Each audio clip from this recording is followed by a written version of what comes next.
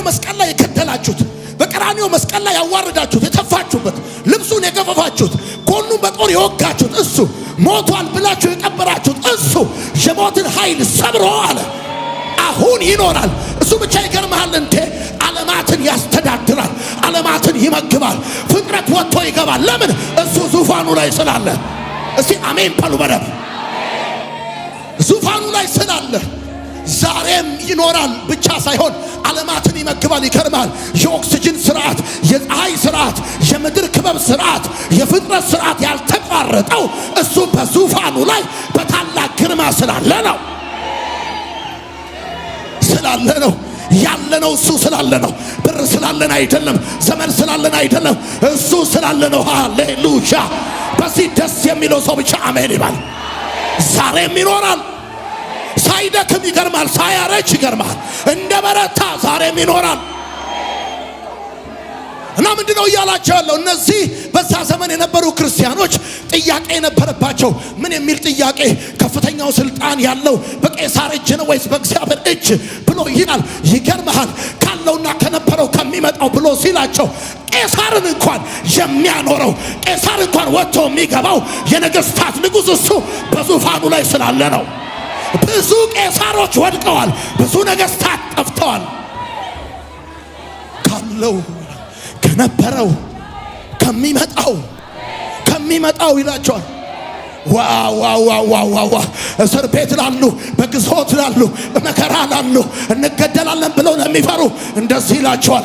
ካለው ብቻ አይደለም የሚለው፣ ከነበረው ብቻ አይደለም የሚለው፣ ከሚመጣው ይላቸዋል። ይመጣል። ወዳላችሁበት ሁኔታ ይመጣል። ከገባችሁበት እስራት ሊያወጣችሁ ይመጣል። ከዚህ ጨለማ ይገላግላችኋል። መከራና ስቃይ ከሞላበት፣ ድካምና ልፋት ካለበት ከዚህ አሮጌ ዓለም ሊገላግላችሁ ይመጣል። ይመጣል። ይገርማል። ካለው ከነበረው ከሚመጣው ይላቸው ሊገላግላችሁ ይገርማችኋል። ይቺ ዓለም ሞት የሚሰለጥንባት ዓለም፣ እርግማን የሞላባት ዓለም፣ ይቺ ዓለም ድካም፣ ስቃይ፣ በሽታ፣ ብዙ ነገር ያለባትን ዓለም ይመጣል ይላቸዋል። ካለው ዛሬም ከሚኖረው ዓለማትን ከሚያኖረው ዓለምን ከሚመግበው ከዛ ከነበረው ይላል። ከነበረው ይላቸዋል።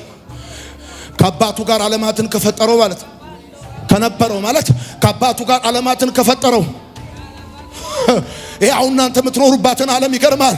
ይሄ ያድናል ያላችሁት በእውነት እሱ ሊሞትለት የሚገባ አምላክ ነው ወይ ብሎ ይጠይቃሉ። እሱ ሊሞትለት የሚገባ አምላክ ነው ወይ? እስሩ ማለት ለነሱ ቀላል ነው። ስድቡ ለነሱ ቀላል ነው። ረሃቡ ለነሱ ቀላል ነው። ግርፋቱ ለነሱ ቀላል ነው። በጣም ከባዱ ቄሳር አቂሞባቸዋል። ይከላቸዋል፣ ይከርማቸዋል፣ በአውሬ ያስበላቸዋል፣ በእሳት ውስጥ ይከታቸዋል፣ በዘይት ይቀቅላቸዋል። እንደዚህ ላሉ ሰዎች እንደዚህ ይላቸዋል። ካለው ከነበረውና ከሚመጣው በዙፋኑ ፊት ካሉት ከሰባቱ መናፍስት ከታመነው ምስክር ከሙታን በኩር ከምድር ነገስታት ገዢ ጸጋና ሰላም ለናንተ ይሁን ይላቸዋል። ጸጋና ሰላም ለናንተ ይሁን ብሎ ሲላቸው ይገርማቸዋል። እጃቸው ላይ ሰንሰለት፣ እግራቸው ላይ እግር ብረት አለ። አካባቢያቸው ላይ ተራቡ አንበሶች አሉ። የሚነድ እሳት አለ። በጣም የፈላ ዘይት አለ። ይሄ ሁሉ እያለ ግን ሰዎቹ አይሸበሩም፣ አይደነግጡም። ለምን ሲባል ካለውና ከነበረው ከሚመጣው ከምድር ነገስታት ገዢ ጸጋና ሰላም ለናንተ ይሁን። አይምሮን የሚያልፍ ሰላም፣ አካባቢያቸውን የሚያልፍ ሰላም፣ ቄሳርን የሚያልፍ ሰላም። እስቲ አሜን በሉ። ምን አይነት ነገር ነው ባካችሁ? ካለውና ከነበረው ከሚመጣው በዙፋኑ ፊት ካሉ ከሰባቱ መናፍስት ከታመነው ምስክር ከሙታን በኩር ከምድር ነገስታት ገዢ ጸጋና ሰላም ለናንተ ይሁን ሲል ከሚስታቸው ጋር እየተዝናኑ ላሉ ቢች ዳር ለተቀመጡ ቤታቸው ለተኙ ፊልም ለሚያዩ ፈንዲሻ ለሚበሉ ሰዎች እንዳይመስለ ጠዋትና ማታ ቄሳር ለሚያሳድዳቸው በቀንና በሌሊት በብዙ ጭንቅ ውስጥ ለሚኖሩ ለነሱ እንደዚህ ይላቸዋል። ጸጋና ሰላም፣ ጸጋና ሰላም፣ ጸጋና ሰላም፣ ጸጋና ሰላም። ሁኔታን የሚያልፍ አካባቢን የሚያልፍ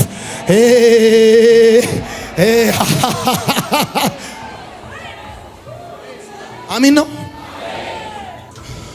ስለዚህ ከሚመጣው ብሎ ይላል። ካለው ከነበረው ከዛ ከሚመጣው አይደል ብሎ ከሚመጣው ዓለማትን ሊያሳልፍ በግርማ መለኮት ይመጣል። እሱ ዓለማትን ሊያሳልፍ እሱ በግርማ መለኮት ይመጣል። ይገርማል። ዓለማትን ሊያሳልፍ እኮ ነው የሚመጣው። ይገርማል። ሊያሳልፍ ይገርማል። እንደውም እኮ እኔ ብዙ ጊዜ እናገራለሁ። እግዚአብሔር ሰማይና ምድርን ከሌለበት ነው የጠራው። ና ሲለው ለምን ብሎ አይደለም የመጣው። ሂድ ሲለው ወደ እስራኤል ነው የሚሄደው። እንደ ጨርቅ ነው የሚጠቀልለው። እንደ እንጀራ ነው የሚጠቀልለው። እንደ ጥላ ነው የሚያልፈው የሰማይና ይሄ ምድር። ይገርማል። ዓለም ይሄ የምታየው ፍጥረት እንደ ጥላ ተጠቅልሎ ያልፋል። ደግሞ ይገርማል። ካለውና ከነበረው ከሚመጣው ብሎ ከሚመጣው ዓለማትን ሊያሳልፍ በመለኮት ግርማ ይመጣል እና ይሄ ሰማይና ይሄ ምድር ሲያልፍ ደግሞ ይገርማል። ክስረት አይደርስበትም። ኢኮኖሚው አይቃወስም። ይገርማል። ይሄ እዚህ ሰማይና እዚህ ምድር ውስጥ ብዙ ሀብታል፣ ብዙ ዳይመንድ አለ፣ ብዙ ወርቃል፣ ብዙ ሪሶርስ አለ። ይሄ አሮጌና አሮጌ ሰማይና ምድር ሲያልፍ በመንግስቱ ላይ የኢኮኖሚ መዋዠቅ አይገጥመውም። ይከርማል። ምክንያቱም ይሄ ሰማይና ይሄ ምድር ሲመጣ እግዚአብሔር ከነበረው ኢኮኖሚ ሊጨምር አልመጣም። ክብሩን ሊጨምር አይደለም እግዚአብሔር ሰማይና ምድርን የፈጠረው፣ ክብሩን ሊገልጥ ነው የፈጠረው። ሰውን የፈጠረው ይገርማል። ክብር ሊጨምር አይደለም፣ ፍቅሩን ሊሰረዝር ነው። ከሚመጣው አለ ዓለማትን ሊያሳልፍ ይመጣል። እንኳን አይደለም አሁን እናንተ ያላችሁበት ማጣት፣ ችግር፣ መከራ፣ ስቃይ፣ ስደት ምናምን ስቃይና ሰቆቃ ቀርቶ ይሄ ሰማይና የምድር እንኳን ያልፋል ይላችሁ። ከዛ ቀጥሎ እንደዚህ ይላችኋል። ሰባተኛ ከታመነው ምስክር ይላችኋል። ከታመነው ምስክር ቅድም ነግሬያችኋለሁ አይደል?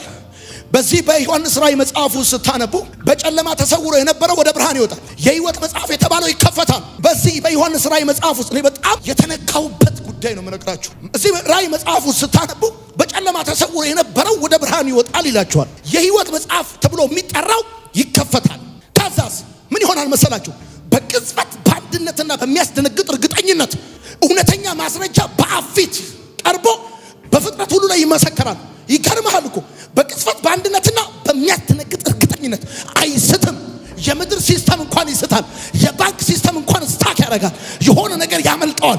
ይገርማል። እግዚአብሔር በዓለም መጨረሻ የሚገልጠው ያመኑትን ለማዳን በአመፀኞች ላይ ለመፍረድ የሚገልጠው ይገርማል። በሚያስደነግጥ እርግጠኝነት ደግሞ በፍጥነትና በአንድነት ደግሞ በጣም በሚገርማችሁ ሁኔታ በእውነተኛ ማስረጃ ጌታ በአብ ፊት በአንድ ጊዜ ዝም ብሎ እንደዚህ እንደ መኪና ሰልፍ፣ እንደ አውቶቡስ ሰልፍ፣ እንደ ዘይት ሰልፍ፣ እንደ ስኳር ሰልፍ ተሰልፈ ፍርድ ለመጠበቅ ብትቆም እንዳይመስል። በዓለም ላይ በሰው ልጅ ታሪክ በፍጥረት ታሪክ አይተ የማታውቀው ሌተስት ቴክኖሎጂ የዛ ቀን የሚገለጥ። እስካሁን ድረስ 109 ቢሊዮን ህዝብ ምድር ላይ ኖሯል። 101 ቢሊዮኑ ሞቷል። ከዚህ በኋላ የፈለገው ቢሊዮን እንኳን ቢኖር የዚህ ሁሉ ህዝብ ፍርድ በቅጽበት በአንድነትና በሚያስደነግጥ እርግጠኝነት በእውነተኛ ማስረጃ በአብ ፊት የዚህን ጊዜ ይገርማል። ለክህደት ከዛስ ለክርክር ከዛስ ለሰበብና ለማጭበርበር የሚሆን ቦታ የለም እና ቀጥሎ እንደዚህ ይላቸዋል። ሰላምታ ሲያቀርብላቸው የታመነው ምስክር ይላቸዋል። ምክንያቱም መጽሐፍ ቅዱሳችሁን ስታነቡ እግዚአብሔር አብን ያየው ማንም የለም፣ አንድያ ልጁ እሱ ግን ተረከው ተብሎ እንደተጻፈ ምስክርነቱ የታመነ ነው። እንደምታውቁት ራሱ ሐዋርያው ቅዱስ ዮሐንስ በዮሐንስ ወንጌል መጽሐፍ ምዕራፍ 18 ቁጥር 37 ላይ ለእውነት ለመሰክር ለዚህ ተወልጃለሁ ብሎ ማለቱን ራሱ ዮሐንስ ይመሰክራል፣ ይጽፎታል። በዮሐንስ ወንጌል መጽሐፍ ምዕራፍ 18 ቁጥር 37 ላይ የታመነው ምስክር ፍጹም ስህተትና እንከን በሌለበት ሁኔታ በእውነተኛ ማስረጃ በአብ ፊት በሚያስደነግጥ እኩልነት ጌታ ይመሰክራል። እዚህ የተከተሉኝን ጌታ ያደረጉኝን በሰው ፊት የመሰከሩልኝን እኔ ደግሞ በአብ ፊት እመሰክርላቸዋለሁ እንዳለ የቸርች ነበር ቃቃለሁ አላቅም 6 ወር ጠፍታ 6 ዓመት ነው የተከተልከኝ ምናምን አይልም። አይስትም። ፓስተር ሊስት ይችላል። አቀኛ ቅዳ ልትባል ትችላል። ልትረሳ ትችላል። እሱ ግን ሳይረሳ ሳይስት በስም በጫማ ቁጥር በቤት ቁጥር በመጣበት የህይወት መንገድና በከፈልከው ዋጋ ሁሉ ሳይቀር ስራ በዝቶበት ኔትወርክ ቢዚ ሆኖ ከእግዚአብሔር አብ ከልጁም ከክርስቶስ ኢየሱስ ፍርድንና ጽድቅን የፈለጉ ሰዎች ምናምን በጣም ቢዚ አድርገውት ይገርማል ሳይሆን በሚያስደነግጥ እርግጠኝነትና በቅጽበትና በአንድነት ሲመሰክር ታየዋል። እና ደግሞ እሱ አብን ያየው ብቸኛ እሱ ስለሆነ አንድያ ልጁ ተረከው እንደሚል መጽሐፍ ከታመነው ምስክር ሰላምታ ያቀርብ። ከዛ እስከ ሙታን በኩር 8ኛ። አሁን በዚህ ሐዋርያው ቅዱስ ዮሐንስ በእስያ ለሚገኙ አብያተ ክርስቲያናት እንደዚህ ይላቸዋል።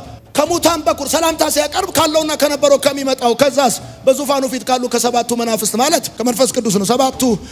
ሰባቱ መናፍስት የሚለው መንፈስ ቅዱስ እንደሆነ ነግሬያቸዋለሁ። ፍጹም የሆነውን የመንፈስ ቅዱስ ስራ ነው የሚያመለክተው 7 ቁጥር እንደምታውቁት።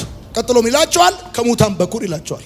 ከሙታን በኩር ሲል መጽሐፍ ቅዱስ ከጌታ ከኢየሱስ ክርስቶስ በፊት የሞተና የተነሳ አልነበረም ማለት አይደለም። ከጌታ ከኢየሱስ ክርስቶስ በፊት የሞቱና የተነሱ አሉ። ግን የሞቱትና የተነሱ ሰዎች ይገርማል፣ ከሞቱ በኋላ ተነስተዋል። ከተነሱ በኋላ ግን ተመልሰው ሞተዋል። እሱ ብቻ ነው ይገርማል፣ ከሞት ተነስቶ ሳይሞት ይቀር በሕይወት ያለ እሱ ብቻ ነው የሚገርማል። ከሙታን በኩር ሲል ከኛ ቀድሞ ስለሞተ ሳይሆን ለኛ ስለሞተ ነው ጻፉ። ከሙታን በኩር የሚለው ቃል ከኛ ቀድሞ የሞተ ማለት ሳይሆን ለኛ የሞተ ማለት ነው። ከሙታን በኩር የተባለው ከኛ ቀድሞ ስለሞተ አይደለም። በመሞትም እኛን ቀድሞዋለን። ይገርማል። አንዳንድ ሰዎች ይቀድሙታል። እኛ በኃጢአት ምክንያት ሞተናል። በብዙ ምክንያት የሞቱ ሰዎች አሉ። ነገር ግን ከሙታን በኩር ሲል ከኛ ቀድሞ ስለሞተ ሳይሆን ለኛ ስለሞተ ነው። ለኛ ስለሞተ ብዙዎች ለራሳቸው ነው የሞቱት፣ ለክብራቸው ነው የሞቱት፣ ለጥቅማቸው ነው የሞቱት፣ ለዙፋን ነው የሞቱት። እሱ ብቻ ነው ለኛ የሞተ፣ ለኛ የሞተ ክብሩን ጥሎ ሙታን በኩር ለኛ የሞተ ከኛ በፊት የሞተ ሳይሆን ለኛ የሞተ። ሁለተኛው ሐሳብ ደግሞ ከሙታን በኩር የሚለው ሐሳብ እንከን የሌለበትና በእግዚአብሔር አብ ዘንድ ተቀባይነት ያለው ሕያው መስዋዕት ሆኖ ስለቀረበ ነው ከሙታን በኩር የተባለ። እንከን የሌለበት። ሌሎቹ በጠቅላላ እንከን አለባቸው። ሌሎቹ በጠቅላላ ድካም አለባቸው። ሌሎቹ በጠቅላላ ችግር አለባቸው።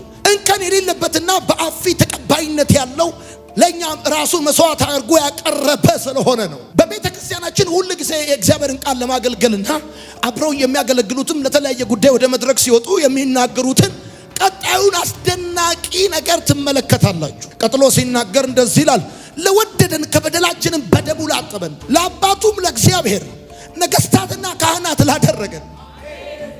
ለወደደን ከበደላችንም በደሙ ላጠበን። ይሄ በቤተ ክርስቲያናችን የምንለው ሐሳብ የሚገኘው በዚህ በዮሐንስ ራእይ መጽሐፍ ምዕራፍ 1 ላይ ነው። ለወደደን ከበደላችን በደሙ ላጠበን፣ ለአባቱ ለእግዚአብሔር ካህናትና ነገሥታት እንድንሆን ላደረገ ለእርሱ። አሁን መጀመሪያ ለነሱ ሰላምታ ያቀርብላቸዋል። ከዛ ይቀጥልና ራእዩን ለሰጠው ትንቢቱን ለሰጠው ለሱ ለወደደን ከበደላችን በደሙ ላጠበን፣ ለአባቱ ለእግዚአብሔር ካህናትና ነገሥታት እንድንሆን ላደረገ ክብርና ኃይል ይሁንለት ይልና አሜን። እስቲ አሜን በሉ። እስቲ አሜን በሉ። ዘጠነኛ በሉና የምድር ነገሥታት ገዢ። የምድር ነገሥታት ገዢ ብሎ ይላል። ያው ቅድም ያነበብነው ካለው ከነበረው ከሚመጣው ይልና ከዛስ የታመነው ምስክር ከሙታን በኩር የምድር ነገሥታት ገዢ አይደል የሚለው። የዚህ ዓለም ገዢዎች የሚሾሙና የሚሻሩ ናቸው ታውቃላችሁ። አስረኛ ነገሥታት አደረገን በሉና ጻፉ። አስረኛ ነገሥታት አደረገን፣ ለአባቱም ለእግዚአብሔር ነገሥታትና ካህናት ላደረገን ይላል ሐዋርያው ቅዱስ ዮሐንስ በትንቢት መጽሐፉ በመጀመሪያው ምዕራፍ ላይ። ይሄ ነገሥታት አደረገን ብሎ ሲል በዚህ ዓለም ላይ ወይም በሰዎች ላይ የምንነግስ ጌታ አደረገን ማለት አይደለም። መንፈስ በዚህ ጋር ላይ፣ ጽድቅን በኃጢአት ላይ፣ ክርስቲያኖችን በዲያብሎስ ላይ። ምክንያቱም በአዳም ምክንያት ያጣነው አንዱና መሰረታዊ ጉዳይ ንግስናችን ነበር። እግዚአብሔር ሰውን ከፈጠረው በኋላ ምድርን ግዟት እንዳለ አዳምና ሔዋንን እግዚአብሔር ሲፈጥር በገዥነት እንደፈጠራቸው አዳም ሲወድቅ ደግሞ ገዥነቱን እንዳጣ እግዚአብሔር መልሶ በልጁ በክርስቶስ ኢየሱስ የማዳን ሥራ ለኛ ለክርስቲያኖች ለወደደን ከበደላችን በደሙ ላጠበን ይልና ቀጥሎ ሲናገር ነገሥታት ላደረገን ይላል። ምን ማለት ነው ይሄ?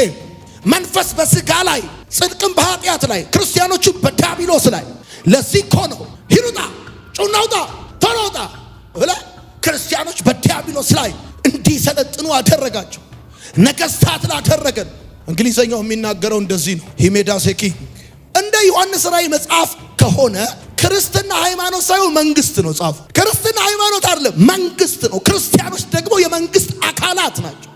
አሁን እዚህ መካከል የመንግስት አካል የሆነ አንድ ሰው ሲመጣና ንግግር ያድርግልን ቢባል እንደ ዮሐንስ አቀራረብ ከሆነ ክርስትና ሃይማኖት አይደለም፣ መንግስት ነው። ክርስቲያኖች ደግሞ ነገሥታት ናቸው፣ የመንግስት አካል። ስማ ልንገርህ፣ እግዚአብሔር ያደረገ ምን መሰለ? የመንግስቱ አካል የመንግስቱ አካል ነው ያደረገ። አንተ በኢትዮጵያ ትኖራለህ እንጂ የኢትዮጵያ መንግስት አካል ላትሆን ትችላለህ። በእግዚአብሔር ኪንግደም ስትኖር ግን የኪንግደሙ አካል ሳትሆን አይደለም የምትኖረው። የኪንግደሙ አካል ሆነ በኪንግደሙ ውስጥ ያለ አውቶሪቲ በአንተ ማኒፌስት ያደርጋል። አልሰማኝም ያልኩትን ለምሳሌ ልንገርህ። አንተ የኢትዮጵያ መንግስት በሚገዛበት አገር እየኖርክ የኢትዮጵያ መንግስትን ስልጣኑ በአንተ ማኒፌስት ላይሆን ይችላል። ምክንያቱም የመንግስት አካል ስላልሆንክ።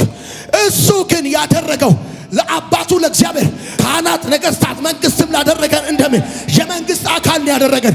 ምን ማለት ነው? ለዚህ መንግስት የሚገዛ ለኛ ይገዛል። እስቲ አሜን በል። እስቲ በመንግስቱ ኃይል ይገርማል፣ በአንተም ላይ ማኒፌስት ያደርጋል።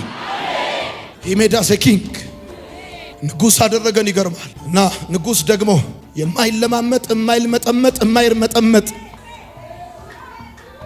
እና ከበደላችን በደሙ አጥቦ ምን አደረገን? እማንርመጠመጥ እማንለማመጥ አደረገን።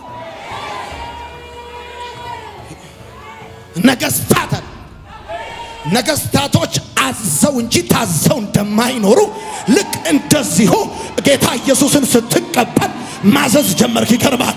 ከአፍ ጋር ስልጣን ተሰጠ። አብሮ ይሆናል። ይሄድ የምትለው ይሄዳል። ይምጣ የምትለው ይመጣል። ይልቀቅ የምትለው ይለቃል። ይተከል የምትለው ይተከላል። እስቲ አሜን በሉ። መንፈስ በስጋ ላይ እንዲሰለጥን አደረገው። ከዚህ በፊት ስጋ ነበር የሚሰለጥነው። ካህናት አደረገን ይላል። ነገስታት አደረገን፣ ካህናት አደረገን። ከዚህ በፊት ካህናት የሚሆኑት ከሌዊ ነገድ የሚወለዱ ብቻ ናቸው። ካህናት ያልሆኑ ደግሞ መስዋዕቱን የመብላት መብት የላቸው። ካህን ካልሆንክ መስዋዕቱን መብላት አትችልም። ከመሰዊያው ላይ መስዋዕቱን አንስተ መብላት የምትችለው ካህን ስትሆን ብቻ ነው። ካህን ለመሆን ደግሞ ከሌዊ ነገድ መወለድ አለብህ። ከዚህ በፊት ካህን የሚሆኑት ከሌዊ ነገድ የተወለዱ ብቻ ናቸው። አሁን ግን እሱን አምነን ከሱ ተወልደናልና ካህን ሆነን ካህን ሆነናልና መስዋዕቱን ለመብላት መብት አለ። ምን ማለት ነው? ህይወት ያለው መስዋዕቱ ስለሆነ የገባው ሰው ካለ ካህን የተደረጋችሁት እናንተ መስዋዕቱን መብላት እንድትችሉ ነው። ይሄ መስዋዕት ደግሞ ህይወት አለው። ይሄ መስዋዕት ፈውስ አለው። ይሄ መስዋዕት ኃይል አለው። ሰማይ ነገር እግዚአብሔር አምላክ በልጁ በክርስቶስ ኢየሱስ መልካም ሰው ብቻ እንድንሆን አይደለም ያደረገን፣ ነገስታትና ካህናት እንድንሆን ነው ያደረገው። መልካም ሰው ብቻ ለመሆን የሶቅራጠስና የፕሌቶ ትምህርት በቂ ነው። የፕላቶና የሶቅራጠስ ትምህርት ግን ነገስታትና ካህናት አያደርገም። የዚህ ዓለም ትምህርት የሚያደርገው ዶክተርና ኢንጂነር ነው። የዚህ ዓለም ትምህርት የሚያደርገው አስተማሪና ተማሪ ነው። የክርስቶስ ህይወት ግን ያደረገን ነገስታትና ካህናት ያደረገን። እኔ የህይወት እንጀራ ነኝ አለ ጌታ። እኔ የህይወት ውሃ ነኝ አለ ጌታ። ሄዱና ዘሌዋውያን መጽሐፍ ላይ ስታነቡ ለእግዚአብሔር ከቀረበው መስዋዕት ላይ ከመሰዊያው ላይ አንስተው መብላት የሚችሉት የሌዊ ነገድ ብቻ እንደሆኑ ታያላችሁ። ለእግዚአብሔር ከቀረበው መስዋዕት ላይ እሱ ራሱን መስዋዕት አድርጎ ለእግዚአብሔር አብ አቀረበ። ለኛ ደግሞ የህይወት እንጀራ ሆነ። መስዋዕቱን የመብላት መብት ያገኘ ነው ካህናት ስለተደረግን። ካህን ባትሆን ኖሮ መስዋዕቱን የመብላት መብት አታገኝም ነበር። መስዋዕቱን የመብላት መብት ባታገኝ ደግሞ አንተ የመስዋዕቱን ህይወት አትካፈልም ነበር። ነገስታት አደረገን። የእግዚአብሔር ዋነኛ አልቲሜት ዓላማ እኛን መልካም ሰው ለማድረግ ብቻ እንዳይመስላችሁ። ነገስታትና ካህናት እንድንሆን የፈለገበት ምክንያት ደግሞ መስዋዕቱን የመብላት ላይሰንስ መብት እንዲኖረን ነው። እዩት፣ ሂዱና ዘሌዋውያን መጽሐፍ ከምዕራፍ 1 ጀምሮ ይሄን ነገር ከነገርኳችሁ ጀምሮ ወደ ቤት ሄዳችሁ እዩት። ሄዳችሁ ገብታችሁ ይገርማችኋል። ለእግዚአብሔር የቀረበው መስዋዕት ይላል ሌዊ ሄዶ አንስቶ ይበላል።